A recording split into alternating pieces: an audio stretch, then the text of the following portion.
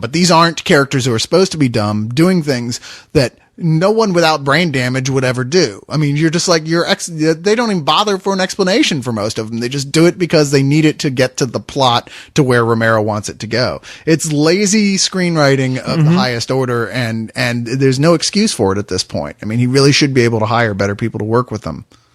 Man, I have to agree with you totally on that, and I was a little disappointed. I mean, I was disappointed by a lot of dead movies that he has coming out. So, but it was cool to see George Romero there. It's almost now you go to these screenings because you want to see what the director has to say, probably more than the actual film. Sometimes, and with this, the man is a living legend, no question about it. Now let's talk about two other movies that are kind of the same, which we've had sort of the same experience with. If absence the idolism or having a hero figure there, we went to two teen films. Yes. Kind of teen fantasy films. And those two one was called Under the Mountain, which was from the director of Black Sheep. Yeah, movie that's about right. the killer sheep. Not the Chris Farley movie. No. No, it was not from the director of I forgot the guy's name, something Jackson, Kenneth Jackson or something like that. Cares, I know. Yeah.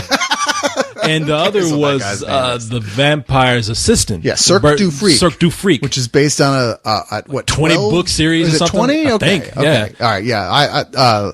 A big book series about, it's got John C. Reilly in the vampire role and some goofy moon-faced kid you've never seen before in the lead hero kid role. Yeah, okay, now I love Fantastic Fest. I'm having a great time.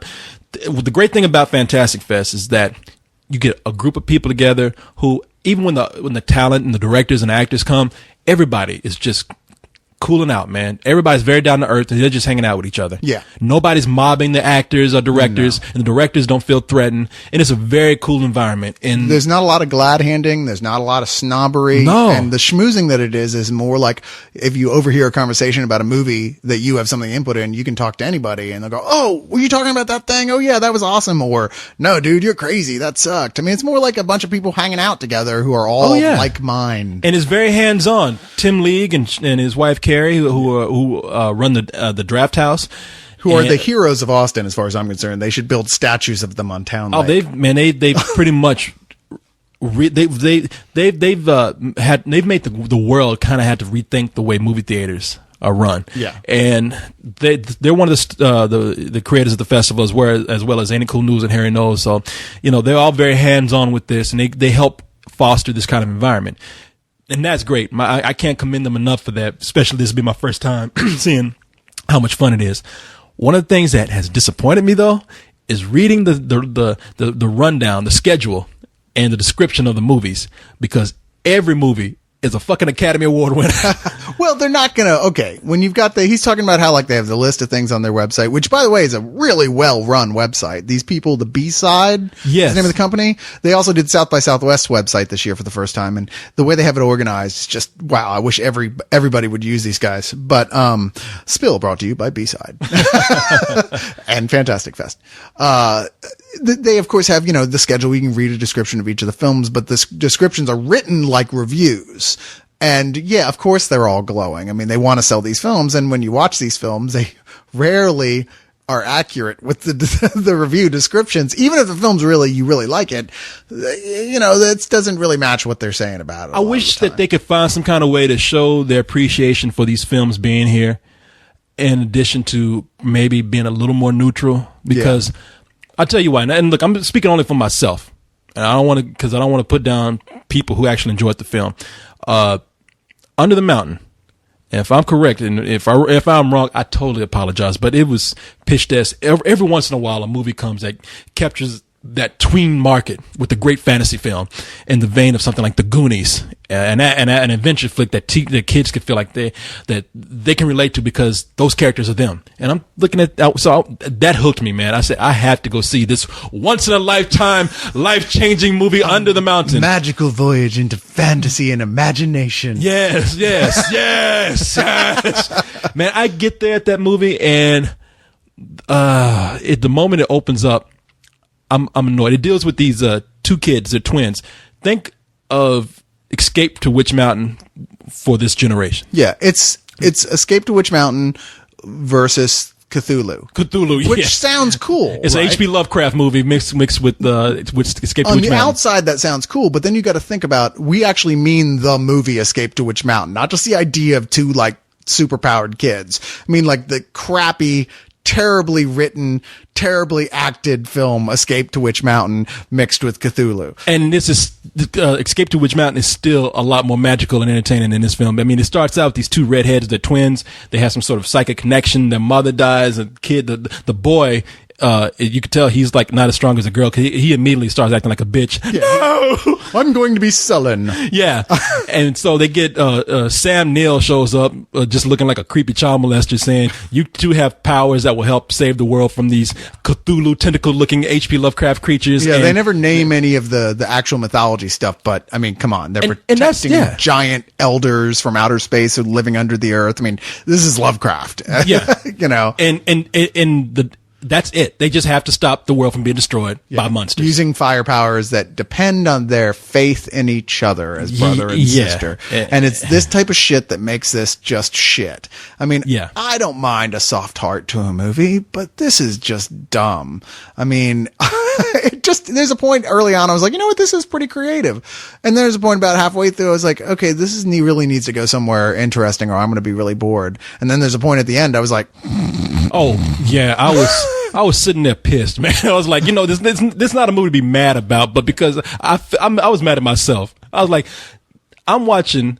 Okay, I got told that this was like this great movie because the Goonies is not that great, if you ask me. It's a fun movie to remember. Wait, the Goonies? What are you talking about? Because this was like compared to the Goonies. Oh, I was like, was it in the this is the Goonies wasn't great, but it'd be nice to see a fun movie in that vein, probably done better. I'm trying to think, the only thing that I would even think compares this to the Goonies at all is there's a sequence where they're going down a big wet tunnel. Yeah, wet tunnel. Yeah, that's what I was thinking. I was like, other than that, I don't see swear it to at God, all. this movie's compared to the Goonies, and that's why I was mad. Because I'm sitting up there waiting. I'm like, oh man, I'm looking for some fun-loving teenagers to do some wacky stuff. Yeah, where's Chunk? Yeah, exactly. All that kind of, and I'm watching these two forlorn teenagers sit around and God. say things like, "You are the chosen ones." Angsty emo Yeah. fire crotches fighting evil. Leave me alone. You know, and all that kind of- I'm sitting up here thinking, I'm looking at some shit that I could have watched easily on Nickelodeon or Cartoon Network. I could have been watching the live action Ben 10 or anything. It's so funny though that New Zealand itself has become kind of the go-to place for fantasy films because that country is so beautiful and so it's like eldritch looking. Just looking at it, you're like, wow, it looks ancient and magical, and it does. That, you know, they just have long scenes of the environment, and you're like, wow, I totally feel this. I mean, New Zealand is to like fantasy films was like Tom Cruise was to action films in the 90s. You know, I mean, all you need to have is New Zealand there, and people will go see it. Well, it's beautiful cinematography in the movie, but really it was just like, fuck, man, this is nothing. This really is. It's like watching some Doctor Who shit on, PBS or We something. talking shit about Doctor Who now. I like Doctor Who. I ain't fucking with Doctor Who. That's right. And then there was, and so I was disappointed in that. I mean, and we're not going to go into it too much because I'm sure we'll probably do a review of it on our own later on. Okay. But then we saw Because I know co-host wants to bitch about it. Oh no, he was pissed off, man. Yeah, he was. And then we watched Cirque du Freak, The Yes. Vampire's Assistant, which not like great, but was a lot of fun. It was one of the more pleasant surprises of the festival so far, in of that the design of the thing was so new. It was like, wow, the way you set up your shots, the way you're using color in it, a lot of the way the humor is written, it was very unexpected and fresh. And wow, I was entertained as hell by this movie. Honestly, the worst part about this is that the core emotional story that they keep trying to shoehorn in between the main character, who is admittedly not that great of an actor, No. and his best friend, played by, I don't can't remember. He's a guy you're like, oh, it's that guy who was in that Yeah, those two movie. kids, you've seen, one kid's a character actor you've seen before, but the movie has a lot of actors who are really good for if some even very small parts. You have John C. Reilly as one of the main leads in this movie. Who's I the won't- standout? Yeah, he is a standout. I won't say anything, but he's funny and everything he does. And then you have people who wander in and out like Willem Dafoe, Selma Hayek, who you hadn't seen in a while. Yeah, There's some actors you haven't seen in years, like Orlando Jones, who people still remember as the black guy from the 7-Up commercials. And Patrick Fugit from Almost Famous. Oh, that dude! He was the serpent guy. Yeah, he was. That's who he was. Yeah, Yeah. he was the serpent kid. Yeah. The teen. Yeah, the fucking what do you call it? Grunge snake guy. Yeah, he was a grunge rocker snake skin dude. Yeah, it's But Salma Hayek, man, I gotta tell you, She just, even when she has a beard, she is like one of the most fuckable women in the world. I'd fuck her beard. I would. Shit. When she grew that beard, I was like, oh, well, that's one way to make her look. Nope, she's still hot. Oh my God. Well, it doesn't hurt the fact she had them boobies going out all over the place. Yeah, I wouldn't be looking at her beard anyway. Yeah. At least like, not that beard, at least. But she was, but Selma Hayek, that was a lot of, and just the movie deals with just a lot of freakish imagery, and it's just fun to watch. Yeah. Of the moments, I was about to give up on the movie because speaking of angsty stuff, like the movie starts out with these two best friends. One's a goody guy, and the other's like, just a troublemaker. Yeah. And, he's already heading down the wrong path. And so when the good guy's told, like, you can't be friends with that troubled kid anymore, this tough kid who's supposed to be like almost just borderline bullyish, he all of a sudden is like, oh, you're not my best friend anymore. We're not best friends anymore. And it's like, because we know all bullies are desperately insecure. Exactly. So what am I talking about? Yeah. But that's the problem is like, you're right. At first you're like, okay, they need to get into the fantasy stuff because this story is boring. Those two have no chemistry together whatsoever. Totally unconvincing. I don't think it's the fault of the bully kid. It's just that main actor. He's so uninteresting. I think they chose him because he looks like Jonathan Rhys Meyers a little bit. Looks like a cross between him and Lucas Haas. Yeah. So it's like you see, okay, here's an attractive and slightly unusual looking male actor, but he's just dull. He's lifeless. It's a good thing everybody else in here is so colorful and wonderful in it, because otherwise this would be a waste of time. But, all that being said, everything else is so good that I almost forgot how much I hated that guy. Yeah, no, it's the movie's a lot of fun. Like I said, when you get into it, there's just a lot of freakish imagery in the background where it's visually just fun. It's almost like you are, it's almost like you're looking at a Tim Burton movie where somebody would say they ripped off Tim Burton, but they did it well. I don't think they ripped off Tim Burton. Tim Burton has a very distinctive style, to be sure, that he injects even to when he's producing other people's movies. This is, it's macabre to a certain extent, to be sure, and it's very, very colorful the way that Tim Burton does his films sometimes as well. But the choices they make are so utterly different. I couldn't even, that crossed my mind. I was like, yeah, I don't really think it is. It's not fair to say this is just ripping off Tim Burton, because it's not. Okay, I got tired of trying to remember this kid's name. His name is Chris Masodlia. That's Chris Masodlia. Is that the bully or that's the good kid. The boring kid. Okay. Yeah, and then the other guy is Josh Hutcherson. Okay. Yeah, and he's the kid you'll be like, okay, I've seen him and stuff, I just don't remember. And I swear that I've interviewed that kid before. I just don't know where I've seen him, but anyway.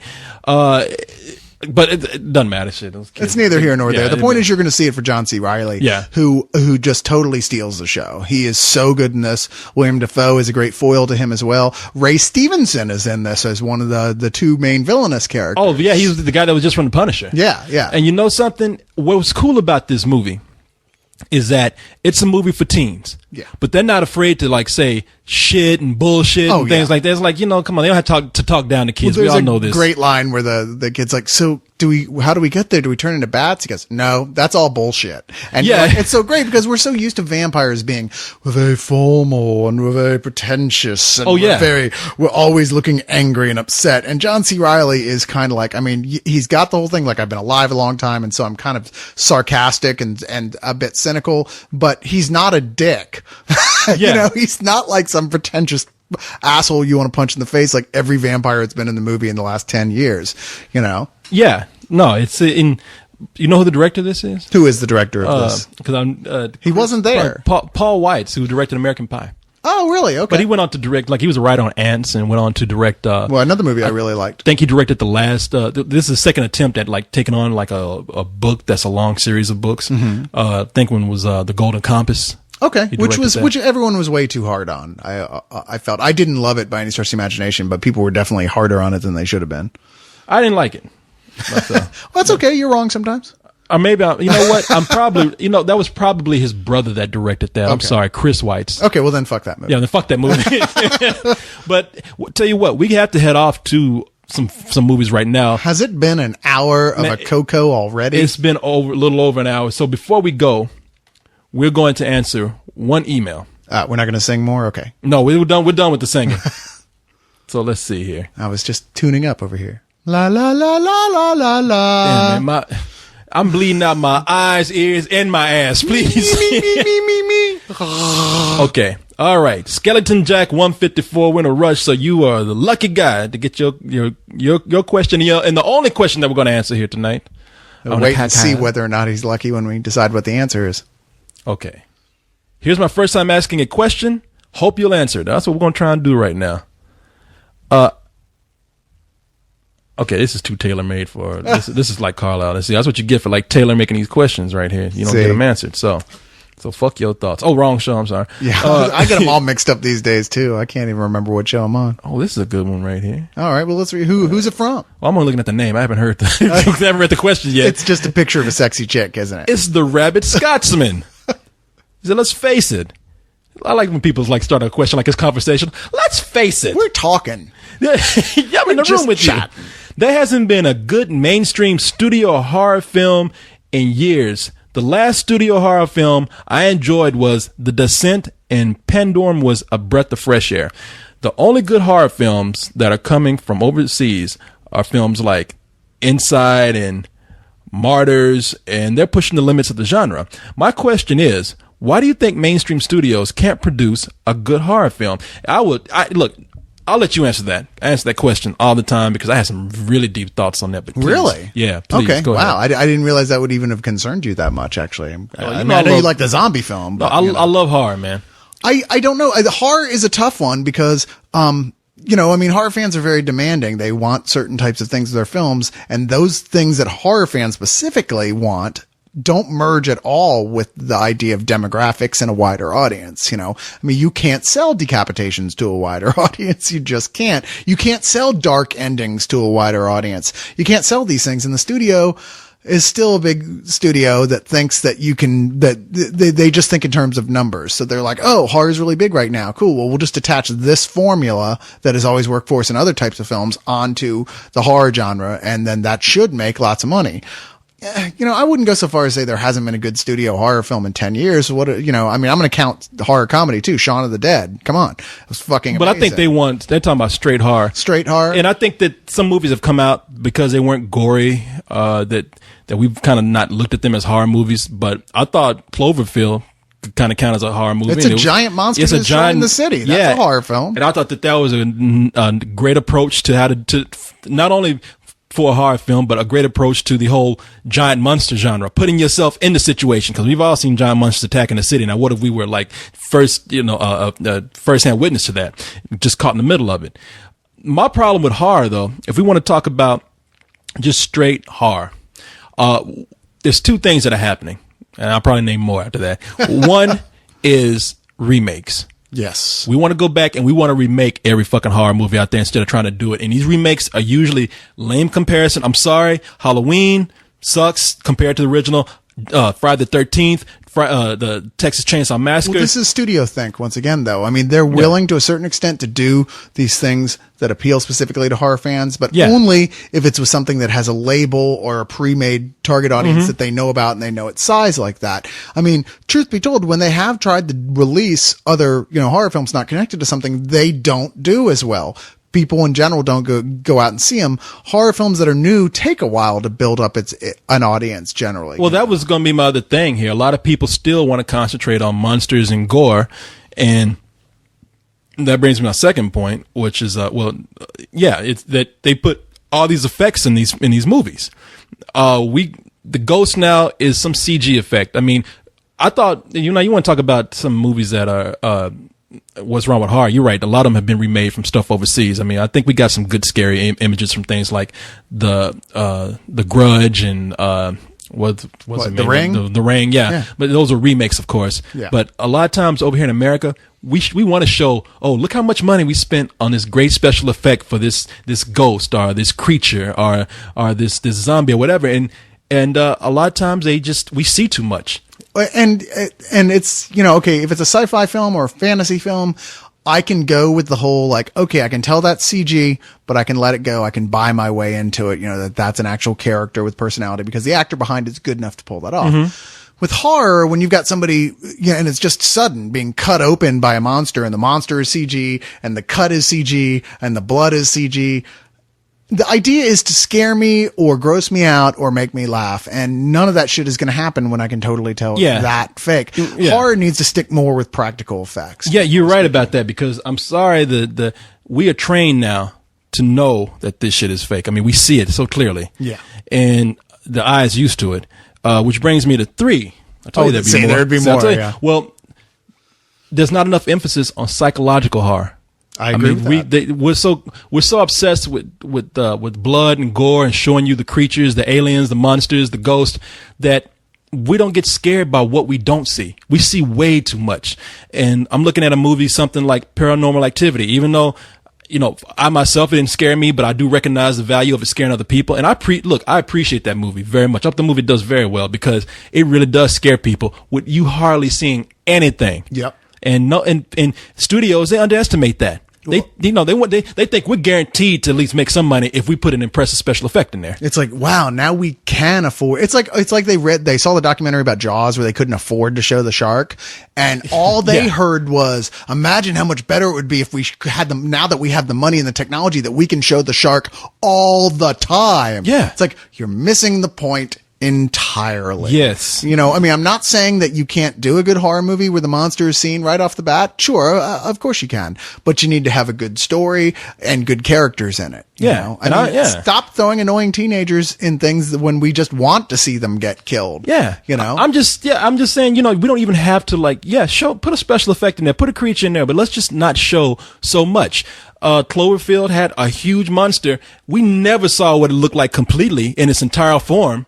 We only saw the toy, we finally saw the head of it, and that made us think like, oh, that thing it looks fucked up, but we never saw what it completely looked like. And we had to put all that together in our heads. And they did things in that movie where we were like, okay, why did that person explode after being attacked by these little creatures? And where these little creatures come from? And, we fill in our imaginations, and that freaks us out or scares us more than anything, which brings me to my last point. Number 3, we are dummies. Number 4. Brings me to my last point. Number 4, I got so many, I'm losing track. Thank you.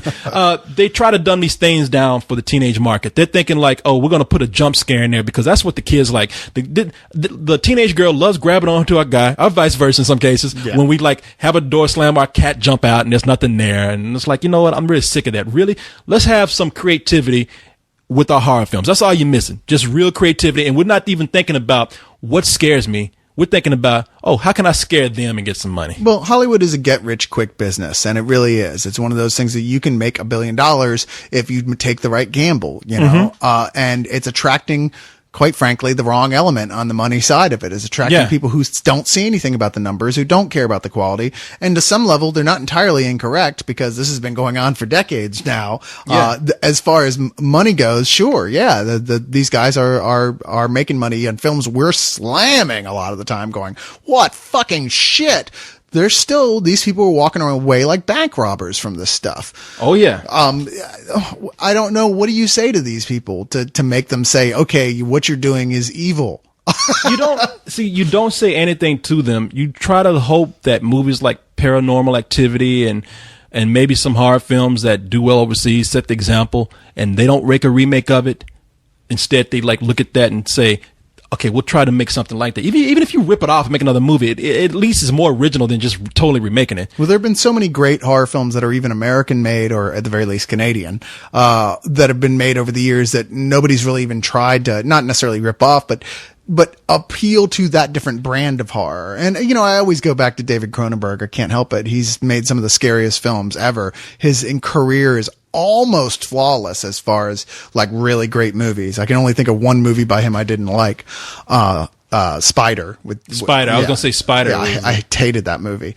But, here's a guy who specializes in making everyone feel uncomfortable and mildly nauseous and walk out kind of scared and not even entirely sure why they're scared, just feeling awkward and weird. And that's awesome. That's what good horror is supposed to do, is make you doubt yourself, You doubt your own, the believability of your own senses. Oh yeah. No, you got to learn how to make people have their minds turn against them. Yeah. That's to me, that is real horror. When they leave not thinking, wow, that creature looks scary. When they leave thinking, what does that look like? When you really get a good look at it, or what if I am in the house and it's there because I don't understand it? It could be real. You know, I mean, that's all. It's just, it's the path. It's the easier path though, because come on. We're not the smartest country in the world. Our educational scores make that clear. But we're the scariest. But we've got a lot of disposable income. So there's a lot of people out there who do continue to get freaked out by dumb, cheap scare movies. The cat, girlfriend jumps. Yeah, there's a lot of people. That's all they really want. Well, that cat's getting some royalties. Like, that cat gets a call every other day. Hey, is this Mr. Wiggles? We need you to jump out of a corner again. That cat's been in everything. I'm sick of that fucking cat. That cat jumps out of everything. It has that same meow, like. Seriously. It's either a horror movie or a comedy he's in. I wonder if that cat meow that's been in so much isn't just like the Wilhelm scream. You know? Yeah, it is like the Wilhelm scream. It is the cat meow of the Wilhelm scream. They've just been using the same thing since the Amityville Horror. And I'm tired of the Wilhelm scream too, by the way. But that is another topic for another day. Oh, are we done? We are done. We gotta get out of here. We got some with music. another Coco. Man, well, let me get out of here before you make my head explode with singing. Good night, everybody.